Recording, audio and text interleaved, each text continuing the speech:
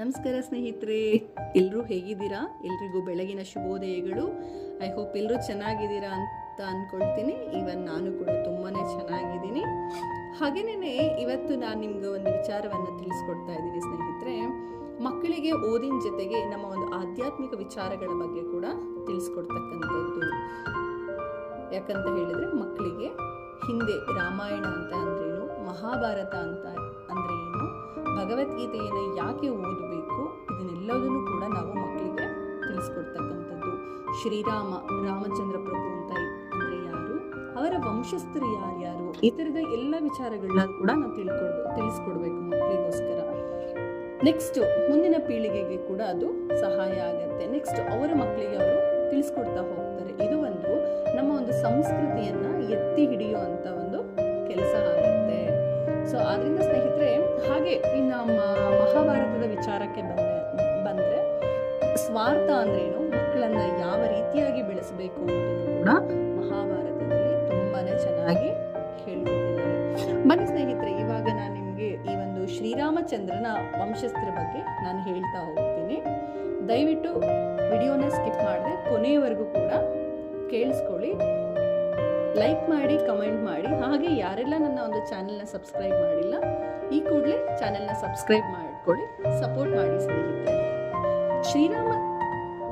ಶ್ರೀರಾಮನ ವಂಶಸ್ಥರು ಅಂದ್ರೆ ಮೊದಲನೇದಾಗಿ ಬ್ರಹ್ಮನ ಮಗ ಮರೀಚಿಯ ಮಗ ಕಾಶ್ಯಪರ ಮಗ ಸೂರ್ಯನ ಮಗ ಮನುವಿನ ಮಗ ಇಕ್ಷ್ವಾಕುವಿನ ಮಗ ಕುಕ್ಷಿಯ ಮಗ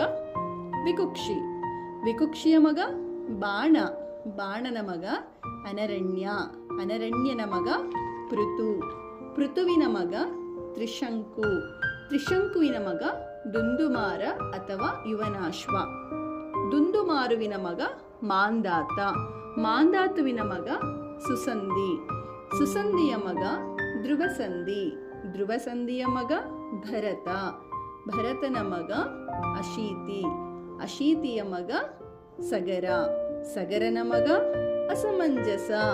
ಅಸಮಂಜಸನ ಮಗ ಅಂಶುಮಂತನ ಮಗ ದಿಲೀಪನ ಮಗ